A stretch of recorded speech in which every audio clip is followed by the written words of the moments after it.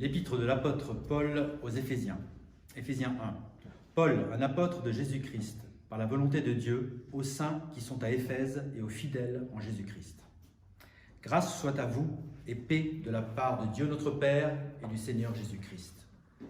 Béni soit le Dieu et Père de notre Seigneur Jésus-Christ, qui nous a bénis de toute bénédiction spirituelle dans les lieux célestes en Christ, selon qu'il nous a choisis en lui, avant la fondation du monde, afin que nous soyons saints et sans reproche devant lui dans l'amour, nous ayant prédestinés à l'adoption comme enfants à lui-même par Jésus-Christ, selon le bon plaisir de sa volonté.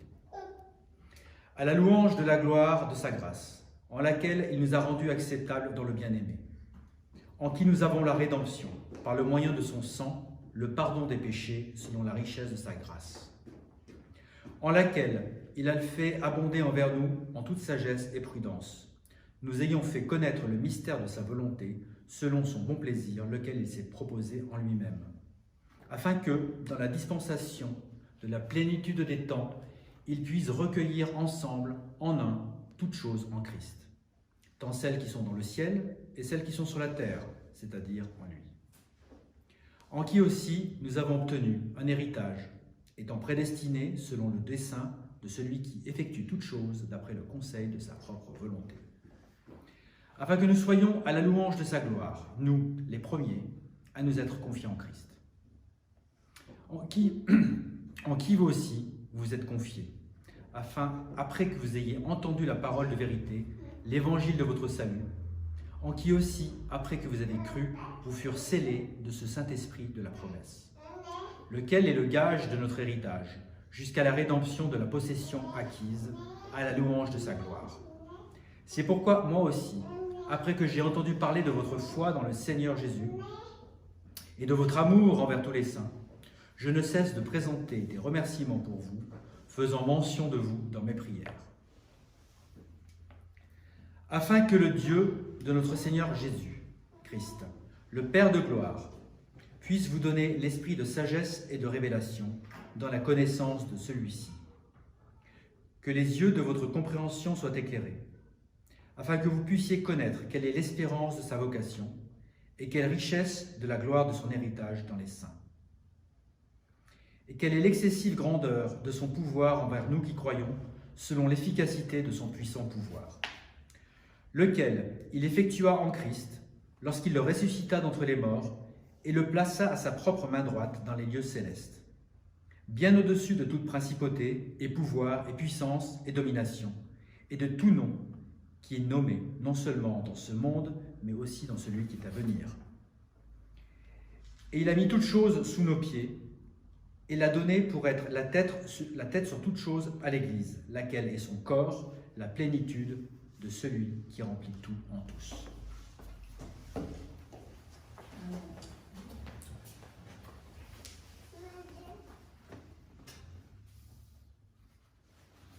Donc le titre du message aujourd'hui, et c'est ce qu'on trouve dans le verset 3, vous pouvez rester dans Éphésiens chapitre 1 parce qu'on va y revenir, et c'est quand il est dit « toute bénédiction spirituelle dans les lieux célestes en Christ ».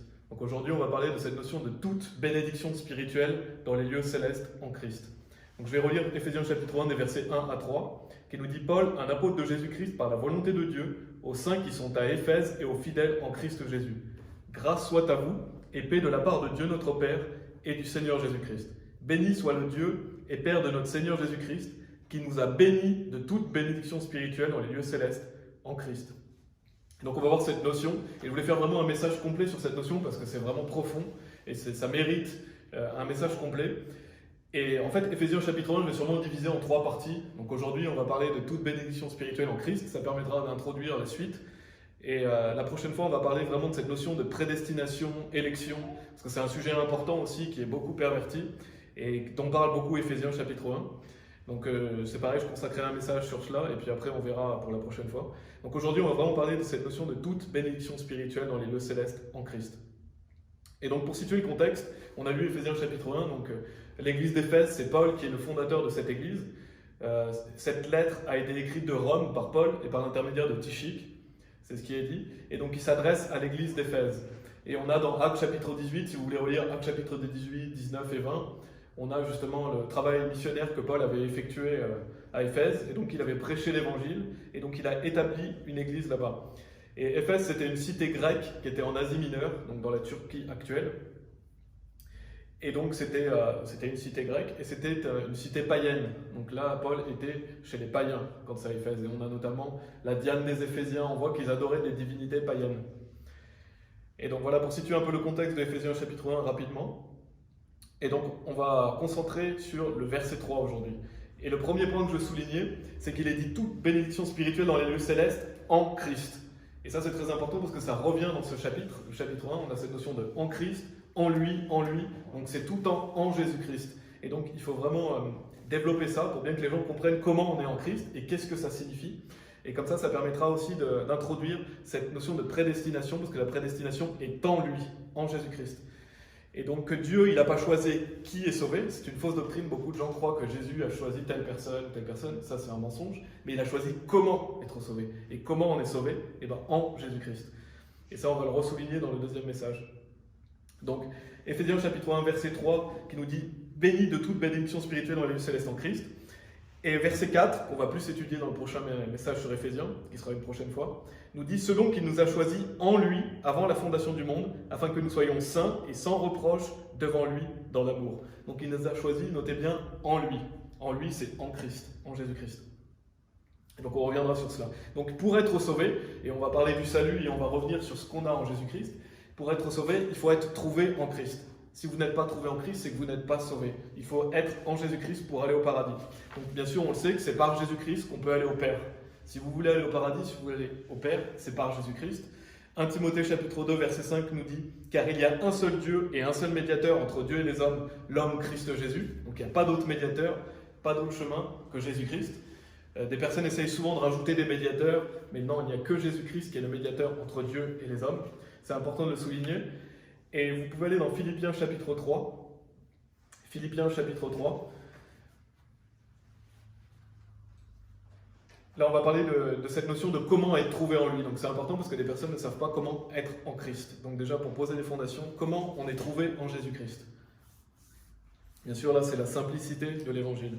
Donc dans Philippiens chapitre 3, versets 8 et 9, Paul nous parle et nous dit « Oui, sans aucun doute, et j'estime toute chose comme perte pour l'excellence de la connaissance de Christ Jésus, mon Seigneur, pour qui j'ai souffert la perte de toutes choses et les estime comme des excréments, afin que je puisse gagner Christ, et d'être trouvé en lui, n'ayant pas ma propre droiture, laquelle est de la loi, mais celle qui est par le moyen de la foi de Christ, la droiture laquelle est de Dieu par la foi. » Donc on voit qu'il dit être trouvé en lui. Donc ça, il faut qu'on soit trouvé en Christ si on veut aller au paradis. Et être trouvé en Christ, c'est pas par ma propre droiture, laquelle est de la loi, c'est pas par mes bonnes actions, c'est pas ce que je vais faire moi. Et c'est là où le problème de beaucoup de personnes qui se disent chrétiennes, qui veulent essayer de gagner leur propre chemin au paradis, c'est pas par ma propre droiture, c'est pas par la loi, donc c'est pas par votre baptême, c'est pas parce que vous allez changer de vie, c'est pas parce que vous allez suivre Jésus-Christ. Non, c'est pas par la loi, mais celle qui est par le moyen de la foi de Christ, la droiture, donc c'est la justice, le fait d'être justifié, laquelle est de Dieu par la foi. Donc ça, c'est très important de souligner comment on est trouvé en Christ par la foi. Lorsque vous mettez votre confiance en Jésus-Christ, vous entrez en lui et vous êtes en Christ. Ensuite, vous êtes scellé.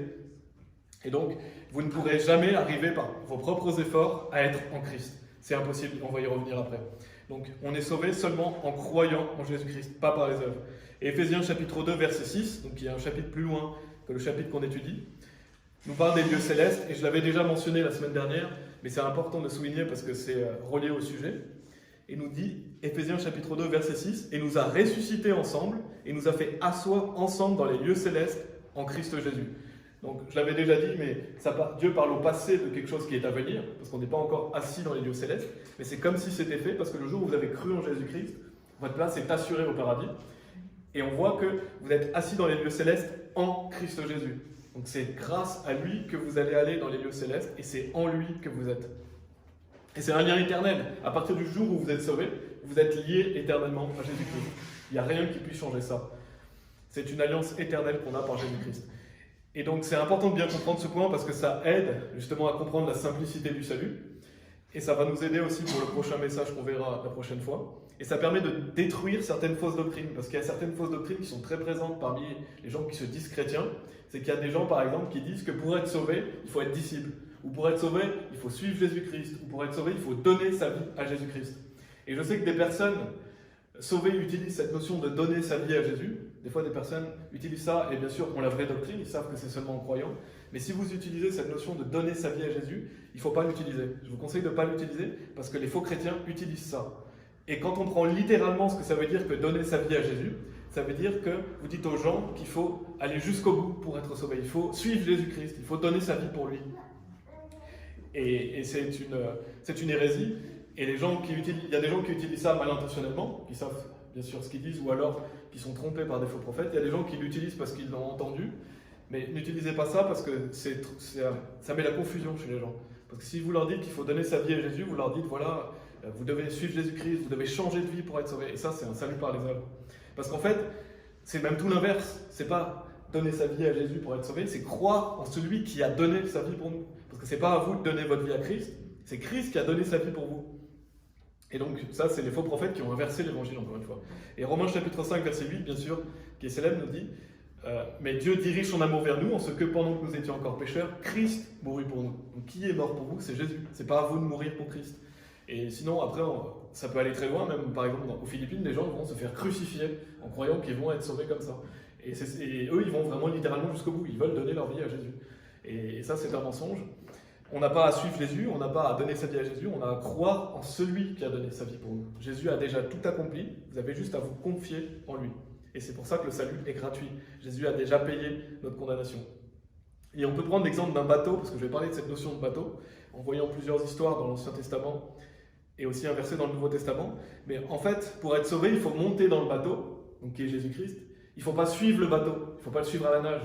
Ou alors il ne faut pas le suivre sur un canot de sauvetage que vous avez créé vous-même. Parce qu'en fait, beaucoup de chrétiens, de faux chrétiens, ce qu'ils font, c'est qu'au lieu de monter dans le bateau qui est Christ, ils prennent leur propre bateau de sauvetage et ils rament en essayant de gagner leur salut. Ils sont là à essayer par leurs heures, à essayer de suivre Jésus, au lieu de monter directement dans le bateau. Ils n'ont pas compris la simplicité du salut, ils veulent être eux-mêmes ce bateau de sauvetage, être leur propre sauveur en fait. Et c'est triste parce que vous ne pourrez jamais être sauvé comme ça. C'est impossible. Pour être sauvé, il faut monter dans l'arche. Et l'arche, c'est Jésus-Christ. Et on va y revenir parce que je vais parler un peu de Noé. Et si vous avez l'Ancien Testament, vous pouvez aller dans Jonas chapitre 1. Jonas chapitre 1, parce qu'on va voir l'histoire de Jonas. C'est une très belle image du salut dans Jonas chapitre 1. On va lire des versets 11 à 17. Jonas chapitre 1, versets 11 à 17 qui nous dit « Alors ils lui dirent, que te ferons-nous » Donc ça, ce sont les personnes sur le navire qui parlent à Jonas. « Que te ferons-nous afin que la mer se calme envers nous ?» Car la mer s'agitait et était déchaînée.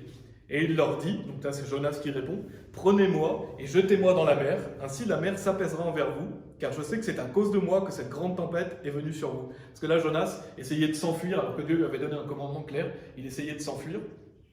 Et il est dit, néanmoins les hommes ramaient fort pour gagner la terre, mais ils ne le purent parce que la mer s'agitait et se déchaînait contre eux. C'est pourquoi ils crièrent au Seigneur et dirent, « Nous te supplions, ô Seigneur, nous te supplions, ne nous laisse pas périr à cause de la vie de cet homme, et ne mets pas sur nous le sang innocent, car toi, ô Seigneur, tu as fait comme il t'a plu. » Alors ils prirent Jonas et le jetèrent dans la mer, et la mer s'arrêta de son impétuosité. Alors les hommes craignirent extrêmement le Seigneur et offrirent un sacrifice au Seigneur et firent des vœux. Or le Seigneur prépara un grand poisson pour engloutir Jonas, et Jonas fut dans le ventre du poisson 3 jours et 3 nuits. Donc c'est assez célèbre ce passage. On voit que Jonas va aller dans le ventre du poisson, et c'est une baleine, et ça symbolise le fait que Jésus-Christ va aller en enfer pour nous pendant 3 jours et 3 nuits. Et donc ici dans l'histoire, on a Jonas qui symbolise Jésus-Christ, bien sûr pas pour tout, mais certains points nous pointent vers Jésus-Christ. Et on a aussi les hommes qui représentent l'humanité, donc les hommes qui sont sur le navire, et on a la mer qui s'agitait qui représente le jugement de Dieu, donc la condamnation de Dieu, la punition de Dieu, le jugement de Dieu sur les péchés. Et donc on voit ici que Jonas, qui caractérise Jésus-Christ parce qu'il doit être sacrifié, donc il doit être jeté en dehors du bateau afin que les autres puissent être sauvés. Ça symbolise le sacrifice de Jésus-Christ qui a dû être sacrifié pour nous, et en plus qui a dû aller en enfer comme Jonas a été pris par le poisson, et qui symbolise le fait que Jésus va aller en enfer pour nos péchés. Et donc on voit ici que le seul moyen d'apaiser cette mer qui s'agite, donc le jugement de Dieu, c'est le sacrifice de Jonas. De même que le seul moyen pour nous d'accéder au paradis et d'être pardonnés de nos péchés, de ne plus avoir la condamnation de Dieu sur nous, c'est que Jésus-Christ se soit sacrifié pour nous. Et c'est intéressant de noter, je ne sais pas si vous l'aviez vu, mais il est dit « néanmoins les hommes ». Donc après avoir entendu, parce qu'ils vont demander qu'est-ce qu'il faut faire, Jonas va leur dire « voilà, il faut que je sois sacrifié ». Donc c'est comme nous quand on dit aux personnes « voilà, Jésus-Christ a été sacrifié pour vous, croyez en lui ». Et ils ont entendu quelque part la bonne nouvelle, parce que c'est un symbole. Et qu'est-ce que vont faire les hommes au lieu de faire ça en premier lieu? Et bien néanmoins les hommes ramaient fort pour gagner la terre, mais ils ne le purent, parce que la mer s'agitait et se déchaînait contre eux. Donc qu'est-ce qu'ils vont faire? Essayer de se sauver eux-mêmes. Ils vont monter dans leur bateau, ils vont essayer de ramer, et essayer en fait de gagner leur place au paradis. En fait ça symbolise le fait que la plupart des gens font des œuvres pour aller au paradis. Et quelle est la conséquence de ça? Ils ne le purent, ils ne peuvent pas. Parce que c'est impossible de se sauver par ses œuvres. Donc cette merveilleuse histoire symbolise le fait que personne peut gagner son salut par ses œuvres. Et le seul moyen, c'est le sacrifice de Jésus-Christ. Et donc la mer s'agitait et se déchaînait contre eux parce qu'on ne peut pas apaiser Dieu par nos bonnes actions. Il n'y a que le sacrifice de Jésus-Christ qui fait qu'on peut être en paix avec Dieu. Et donc après, bien sûr, qu'est-ce qu'ils vont faire? Ils vont prendre Jonas, ils vont le jeter dans la mer. Et qu'est-ce qui se passe? La mer s'arrêta de son impétuosité. Donc ça symbolise le fait que lorsque vous avez cru en Jésus-Christ, la colère de Dieu n'est plus sur vous, vous êtes en paix avec Dieu, grâce à Jésus-Christ. Donc c'est vraiment une histoire qui nous pointe vers Jésus-Christ, vers le fait qu'il va être sacrifié pour nous, vers le fait qu'il va aller en enfer, et le fait aussi qu'on ne peut pas se sauver par ses œuvres. Et que même si on met tous les efforts possibles, c'est impossible puisque nous sommes toujours imparfaits, nous avons des péchés, et nous devons être pardonnés. Et justement, ces hommes qui essayaient de gagner la terre, en fait, cette terre, ça symbolise la terre promise, le paradis. On ne peut pas atteindre la terre promise, on ne peut pas atteindre le paradis par ses propres efforts, on peut y aller uniquement par Jésus-Christ. Donc c'est vraiment une belle histoire qui nous montre justement la simplicité du salut et comment on peut être pardonné. Et bien sûr, dans Jean chapitre 3, verset 36, la Bible nous dit « Celui qui croit au Fils a la vie éternelle, et celui qui ne croit pas le Fils ne verra pas la vie, mais le courroux de Dieu demeure sur lui. » Donc quelqu'un qui n'est pas sauvé, le courroux de Dieu demeure sur lui. Comment ça peut être apaisé? En croyant en Jésus-Christ. Là, après, vous êtes en paix avec Dieu, et on voit, comme il est dit dans cette histoire, que la mer s'arrêta de son impétuosité, et Jonas avait dit « Ainsi la mer s'apaisera envers vous. » Vous êtes en paix avec le Père, vous êtes en paix avec Dieu. Et donc, on a dans Actes chapitre 27, je vais simplement mentionner un verset. Je ne sais pas si vous avez l'Ancien Testament encore une fois, mais allez dans Genèse chapitre 6, si vous l'avez. Et Actes chapitre 27, donc c'est une histoire qui est pareil avec un navire, mais cette fois-ci c'est Paul. Et Paul parle aux personnes sur le bateau, il est en route pour l'Italie, il va arriver une tempête. Et donc il est dit au verset 22, « Et maintenant je vous exhorte à avoir bon courage, car il n'y aura aucune perte de vie humaine parmi vous, sauf du navire. » Donc Paul leur dit, voilà, aucun homme ne va mourir, seulement le navire. Et peut-être que je me trompe à ce sujet, mais en tout cas moi je le prends comme sauf du navire, c'est-à-dire Jésus-Christ, parce que Jésus-Christ est notre arche, donc le seul qui va se sacrifier c'est le navire, c'est Jésus-Christ, et justement les hommes, eux, vont être sauvés, physiquement bien sûr, mais ils vont être sauvés et il n'y aura aucune perte humaine. C'est le navire qui va être sacrifié, comme Jésus-Christ est notre bateau, il est notre arche. Et bien sûr, donc ce meilleur exemple qu'on peut avoir du bateau, c'est l'arche, et c'est là je vais aller dans Genèse chapitre 6, parler un peu de l'histoire de Noé, parce que ça représente bien le fait d'être en Christ. Là, on est en train de parler d'être en Christ, et l'arche représente le fait d'être en Christ. Donc, Dieu va dire à Noé de fabriquer une arche, parce que Dieu va punir le monde dans lequel il vivait, parce que le monde était malfaisant. La Bible dit qu'il voilà, y avait beaucoup de violence, beaucoup de malfaisance à l'époque de Noé. Donc Dieu va punir la terre, il va faire venir un déluge pour exterminer les hommes, et il va dire à Noé de faire une arche, d'y faire monter sa famille et des animaux. Et donc cette arche, elle symbolise Jésus-Christ. Dans Genèse chapitre 6, je vais lire des versets 16 à 18. Dans Genèse chapitre 6.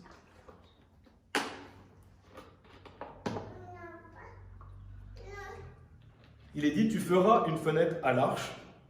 Donc c'est Dieu qui donne des indications à Noé. Tu feras une fenêtre à l'arche et tu l'achèveras d'une coudée par le haut et tu placeras la porte de l'arche sur son côté. Tu la feras avec un étage inférieur, un second et un troisième. Et voici moi-même, je vais faire venir un déluge d'eau sur la terre pour détruire toute chair en laquelle il y a souffle de vie au-dessous du ciel. Et toute être qui est sur la terre mourra. Mais avec toi, j'établirai mon alliance et tu entreras dans l'arche, toi, tes fils, ta femme et les femmes de tes fils avec toi. Et donc on voit qu'il y avait une porte à l'arche. Bien sûr, qui est la porte? C'est Jésus-Christ. Jésus nous dit, je suis la porte. Si un homme entre par moi, il entrera et sortira et trouvera du pâturage. Donc la porte pour le paradis, c'est Jésus-Christ. Et il y avait une porte pour rentrer dans l'arche. C'était la porte que Dieu avait dit à Noé de faire. Ça symbolise déjà le fait qu'il n'y a qu'une seule porte. Et donc quand vous entrez par cette porte qui est Jésus-Christ, vous entrez dans l'arche. Et en fait, notre arche spirituelle, c'est Jésus. Lorsque vous croyez en Jésus, vous rentrez en Christ. Et donc, on voit qu'il y avait une fenêtre, parce qu'il est dit, tu feras une fenêtre à l'arche et tu l'achèveras d'une coudée par le haut, mais qui était petite. Personne ne pouvait partir par cette fenêtre, elle faisait 45 cm environ. Donc on voit que le seul moyen de rentrer dans l'arche, c'était par la porte. Et donc, on a dans Hébreux chapitre 11, qui nous parle de Noé, Hébreux chapitre 11, verset 7, qui est dit « Par la foi, Noé, étant averti par Dieu des choses qui n'avaient pas encore été vues, poussé par la crainte, prépara une arche pour le salut de sa maison, par laquelle il condamna le monde et devint héritier de la droiture qui est par la foi. » Donc là, ça parle du salut physique de Noé et de sa famille, parce que Dieu allait le sauver physiquement du déluge. Mais ça peut symboliser donc le fait que lorsqu'on rentre dans l'arche spirituelle qui est Jésus, donc en rentrant par la porte, en croyant en Jésus-Christ, on est en lui et on est donc sauvé de l'enfer, on est sauvé de la condamnation, tout comme Noé était sauvé de la condamnation par le déluge. Et donc on voit le fait qu'il faut rentrer en Christ pour être sauvé de l'enfer. Donc ça c'était Genèse chapitre 6, au verset 18 que j'ai lu, il est dit aussi « Mais avec toi j'établirai mon alliance, et tu entreras dans l'arche, toi, tes fils, ta femme et les femmes de tes fils avec toi. » Donc on voit qu'il y a une alliance. Et quand on rentre dans l'arche spirituelle qui est Jésus-Christ, on a une alliance éternelle avec Dieu. On est en paix avec Dieu. Et c'est Hébreux chapitre 13, verset 20 qui nous dit « Or que le Dieu de paix qui a ramené d'entre les morts notre Seigneur Jésus, ce grand berger des moutons, au moyen de sang de l'alliance sempiternelle. » Donc par le sang de Jésus-Christ, il y a une alliance éternelle en Dieu. Et donc, de même, Dieu avait établi une alliance avec Noé. Et donc nous devons rentrer en Christ et nous sommes dans cette alliance éternelle. Et je ne sais pas si vous aviez souligné, mais donc on a vu Genèse chapitre 6. Un chapitre plus loin, c'est Genèse chapitre 7. Il est dit au verset 16, « Et ceux qui entrèrent mâles et femelles de toute chair, comme Dieu lui avait commandé. » Donc Noé va faire comme Dieu lui avait dit. Et il est dit, « Et le Seigneur l'enferma. » Donc qui c'est qui ferme la porte? C'est Dieu. Donc ça symbolise quoi? Ça symbolise le fait que c'est Dieu qui nous promet la sécurité éternelle. C'est Dieu qui est fidèle. C'est Dieu qui ferme la porte derrière Noé. Et donc ça symbolise le fait que le salut est pour toujours. Une fois que vous êtes rentré dans l'arche, Dieu ferme la porte. Et vous êtes donc scellés. Il n'y a rien qui puisse changer cela. Donc ce bateau, qui est l'arche spirituelle qui est Jésus-Christ, va aller à destination. C'est terminé. Une fois que vous avez cru en Jésus-Christ, vous êtes scellés du Saint-Esprit. Dieu ferme la porte. Dieu est fidèle. Donc on ne peut pas perdre le salut. Les personnes qui croient perdre le salut ne sont pas montées sur ce bateau. Ils n'ont pas eu confiance en Jésus-Christ. Donc il y a beaucoup d'images à travers l'histoire de Noé. Bien sûr, c'est quelque chose qui s'est passé vraiment, qui était physique comme l'histoire de Jonas, mais ça nous pointe vers des choses spirituelles. Et donc on est ainsi sauvé de la condamnation qui est sur les hommes. C'est Dieu qui ferme la porte. Donc, qu'est-ce que ça symbolise pour résumer l'histoire de Noé? Qu'on doit entrer par Jésus par la foi, comme Noé a dû croire aux promesses de Dieu. Il a fait les choses par la foi, donc nous, on est sauvés par la foi. On est en Christ, comme Noé a été dans l'arche. On est sauvés de la condamnation de l'enfer, comme Noé a été sauvé du déluge. Et c'est Dieu qui nous garde éternellement, comme Dieu avait fermé la porte de l'arche. Donc ça, c'est cette notion d'être en Christ. C'est le premier point, je voulais souligner, la notion d'être en Christ. Et bien sûr, lorsqu'on est en Christ, on appartient à Dieu. Vous pouvez aller dans Galates chapitre 2, verset 20. Donc juste un peu avant Éphésiens. Galates chapitre 2, verset 20. En attendant, je vais lire Romains chapitre 14, verset 8, qui nous dit « Car soit que nous vivions, nous vivons au Seigneur, et soit que nous mourions, nous mourrons au Seigneur, soit donc que nous vivions ou que nous mourions, nous appartenons au Seigneur. » Donc en fait, Dieu nous dit qu'on soit vivant ou qu'on soit mort, on appartient à Dieu. Donc une fois que vous êtes sauvés, vous lui appartenez. Bien sûr, la Bible dit que vous êtes dans la main de Dieu, et il n'y a rien qui puisse changer ça. Dieu, en fait, vous appartenez directement à Dieu. Vous êtes en Christ. Et Galates chapitre 2, verset 20, pour finir ce premier point, nous dit que Christ est en nous. Non seulement vous êtes en Christ, mais Christ est en vous aussi. Galates chapitre 2, verset 20 nous dit « Je suis crucifié avec Christ, néanmoins je vis, cependant pas moi, mais Christ vit en moi, et la vie que je vis maintenant dans la chair, je la vis par la foi du Fils de Dieu, qui m'a aimé et s'est donné lui-même pour moi. » Donc vous avez été crucifié avec Christ, parce que votre ancien homme a été crucifié avec lui, votre péché a été pardonné. Néanmoins je vis, vous êtes toujours vivant, mais c'est plus vous qui vivez, mais c'est Christ qui vit en vous. Donc il vous faut marcher par l'Esprit, mais Christ vit en vous. Donc ça, c'est cette notion d'être en Christ. Et on verra la semaine prochaine justement qu'on est choisi en lui. Donc c'est par Jésus-Christ qu'on est sauvé, et une fois qu'on est en lui, on l'est pour l'éternité. Maintenant, on va voir cette notion de toute bénédiction spirituelle dans les lieux célestes. toute bénédiction spirituelle dans les lieux célestes, qui est dans Éphésiens chapitre 1, verset 3. Donc déjà, bien sûr, on a quelle bénédiction quand on est en Christ? C'est le fait qu'on va aller au paradis, c'est le fait qu'on va avoir la gloire de Dieu, donc grâce à Jésus-Christ, on va aller au Père. Et donc Dieu nous dit qu'on est béni de toute bénédiction spirituelle. Donc en fait, en Jésus-Christ, on a tout. On a tous les trésors, on a tout ce qu'on a besoin en Jésus-Christ. Tout est en Jésus-Christ. Et en plus, il est dit, nous a bénis. Donc encore une fois, Dieu parle au passé. C'est du passé composé, comme quand il dit, nous a fait asseoir ensemble dans les lieux célestes. Donc c'est quelque chose qui nous attend déjà. En fait, c'est déjà fait. À partir du moment où vous avez cru en Jésus-Christ, vous avez déjà toutes ces bénédictions dans les lieux célestes en Christ. Et dans Colossiens chapitre 1, si vous voulez aller dans Colossiens, vous pouvez. Colossiens chapitre 1, je vais lire un verset, et Colossiens chapitre 2, pour cette notion que tout est en Christ. Colossiens chapitre 1, verset 5, qui nous dit « Pour l'espérance qui est amassée pour vous au ciel, duquel vous avez déjà entendu parler dans la parole de la vérité et de l'évangile. » Donc c'est notre espérance qui est amassée pour nous au ciel. Et Colossiens chapitre 2, versets 2 et 3 nous dit, donc un chapitre plus loin, versets 2 et 3, « Afin que les cœurs puissent être réconfortés, étant noués ensemble dans l'amour, et vers toute la richesse de la pleine assurance de compréhension, à la reconnaissance du mystère de Dieu et du Père et de Christ, en qui sont cachés tous les trésors de sagesse et de connaissance. » En Jésus, on a tous les trésors qu'on a besoin de sagesse et de connaissance. En Jésus-Christ, on a tout. Et Romains chapitre 8, verset 32 aussi, qui parle de cette notion d'avoir toute chose en Christ. Romains chapitre 8, verset 32 nous dit « Lui qui n'épargna pas son propre Fils, mais le livra pour nous tous, comment ne devrait-il pas avec lui aussi nous donner gratuitement toute chose ?» Donc en Jésus-Christ, on a gratuitement tout ce qu'on a besoin. Dieu nous donne toute chose en Jésus-Christ. Donc comme je l'ai dit, on a cette notion du fait qu'on va aller au paradis. Donc on a l'accès au paradis, l'accès au Père par Jésus-Christ. Et on va continuer un peu Éphésiens chapitre 1, vous pouvez retourner dans Éphésiens chapitre 1, pour parler un peu de cette notion de toutes les bénédictions spirituelles qui nous attendent en tant que personnes sauvées.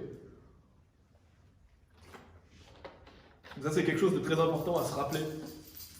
Parce qu'on ne les a pas encore, mais on va les avoir, c'est certain. Une fois que vous avez cru en Jésus, vous avez toutes ces bénédictions spirituelles qui vous attendent. Ça symbolise déjà le fait d'aller au paradis, ça symbolise déjà le fait que vous allez vivre dans la joie, dans la paix éternelle, qu'il n'y aura plus de souffrance, plus de péché, plus de mal. Ça, c'est une certitude, vous allez aller dans ce lieu parfait. Et donc dans Éphésiens chapitre 1, à la suite du verset 3, et on va revenir sur ces versets dans le prochain message sur Éphésiens, on a des versets 4 à 6.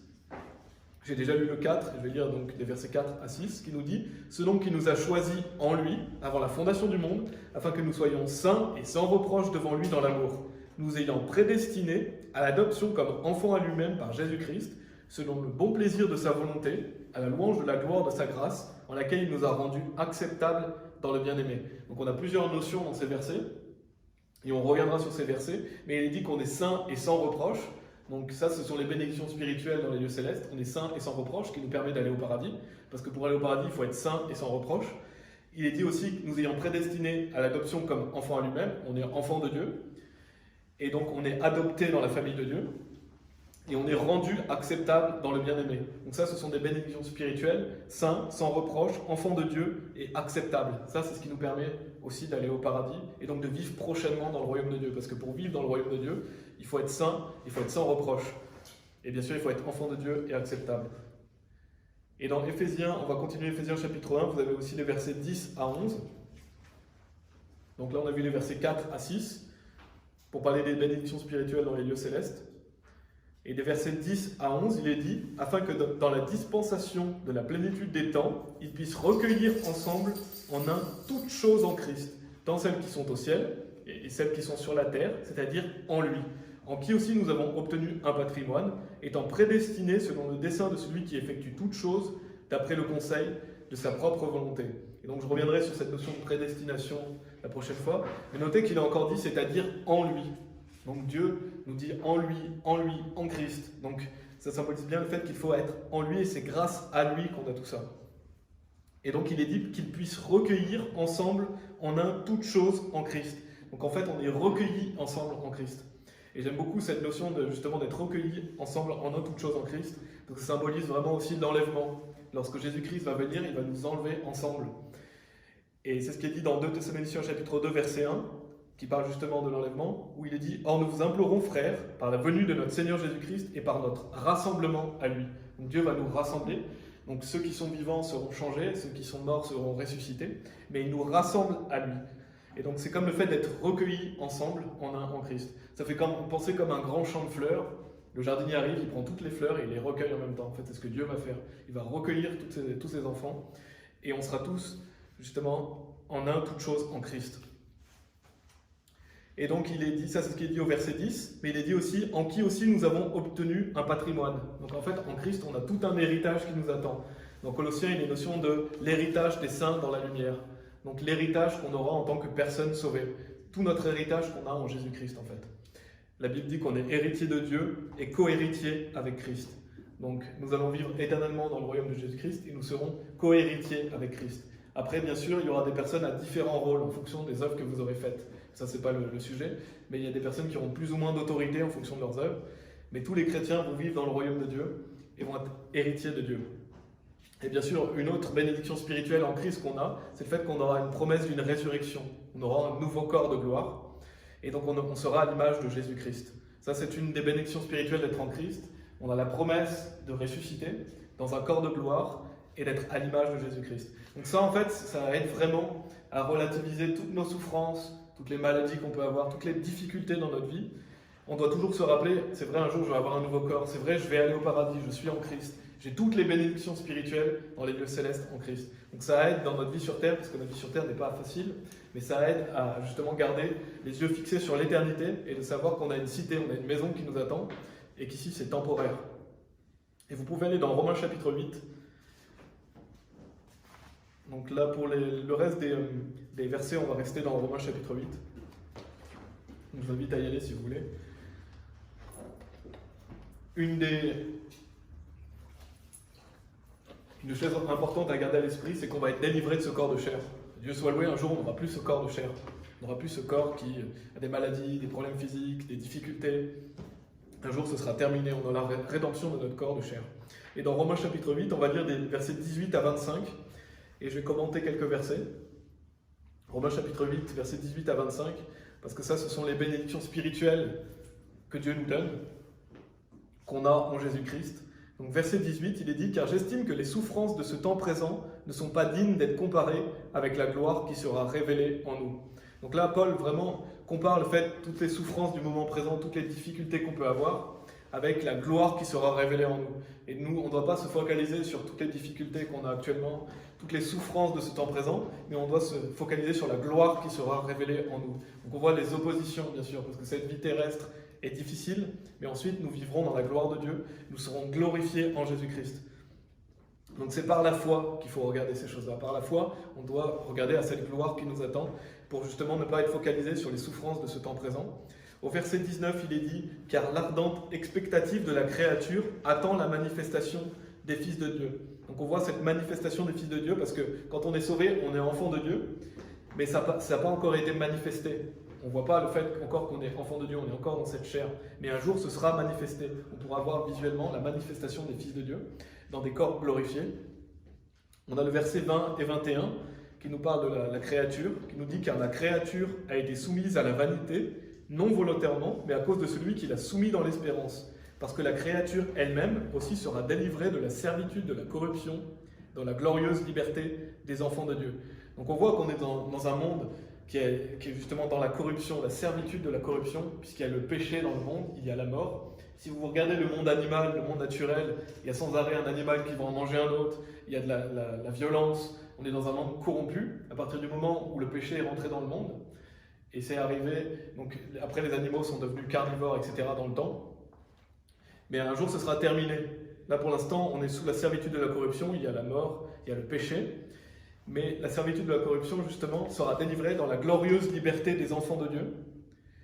Et donc, un jour, ce sera terminé, un jour, il n'y aura plus cette mort, cette violence, ce péché. On sera délivré du péché et de la mort, et le monde naturel sera délivré aussi du péché et de la mort.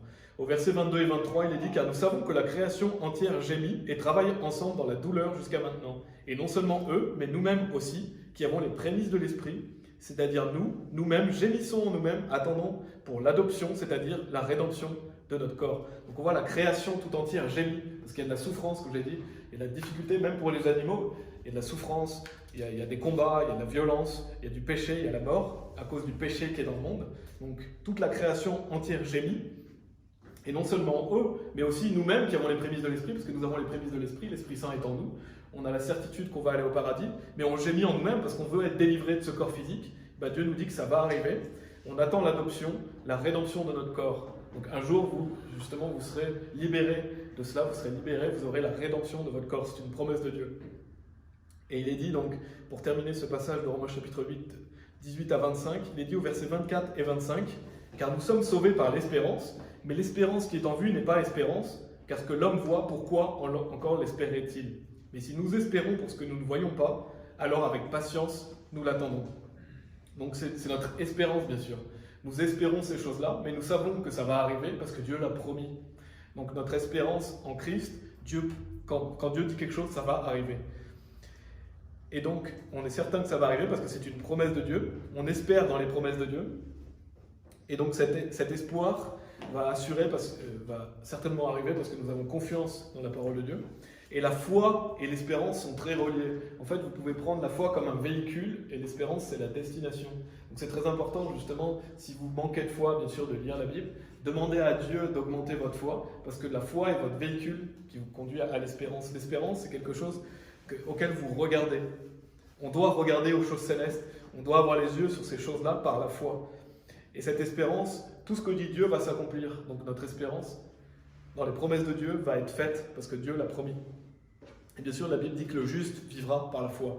Donc c'est notre véhicule, la foi, c'est ce qui nous permet de voir aux choses qui vont arriver, et l'espérance, c'est la destination. Et donc il est dit au verset 25, « Mais si nous espérons pour ce que nous ne voyons pas, alors avec patience, nous l'attendons. » Et ça, c'est la clé. En tant que chrétien, on doit avoir de la patience. On sait que ça va arriver, mais on doit être patient, on doit continuer à servir Dieu, et le servir avec patience, parce que ces choses-là vont arriver, parce que Dieu l'a promis. Dieu veut qu'on soit patient. Et un jour, on aura la rédemption de notre corps, un jour, on n'aura plus toutes ces souffrances et ces difficultés. Et donc, en conclusion, toujours dans Romains chapitre 8, je vais revenir un peu sur ce qu'on a vu, mais on a vu le fait d'être en Christ. Comment être en Christ? Bien sûr, c'est par la foi. Donc le jour de notre salut, on rentre par Jésus-Christ, on est en Christ, et il n'y a rien qui puisse changer cela. Et donc on a vu dans l'Ancien Testament, il y a justement cette notion d'être en Christ par l'arche de Noé. Donc il y avait une porte, il fallait rentrer par la porte, être dans l'arche. De même, lorsque vous avez cru en Jésus, vous rentrez dans cette arche, vous êtes sauvé de l'enfer, donc de la condamnation. Et c'est Dieu qui ferme la porte. Donc si Dieu ferme la porte, c'est que le salut est éternel. Dieu est fidèle. Et donc nous allons arriver à destination. C'est sûr qu'une fois que vous avez cru en Jésus-Christ, vous allez aller au paradis parce que vous appartenez à Dieu. Et donc vous avez toute bénédiction spirituelle dans les lieux célestes en Christ. Et donc il y aura plus de choses à dire aussi, mais vous êtes saints et sans reproche grâce à Jésus. Vous êtes enfants de Dieu, vous êtes rendus acceptables, vous avez un héritage qui vous attend et vous avez la promesse d'un nouveau corps. Un jour vous serez, votre corps de chair ne sera plus là. Vous aurez la rédemption. Et donc Romains chapitre 8, verset 28, pour terminer. Romains chapitre 8, verset 28, bien sûr qu'on entend souvent, mais qui est très important, et je vous encourage vraiment à apprendre ce verset. Et c'est un verset qui aide vraiment tous les jours même.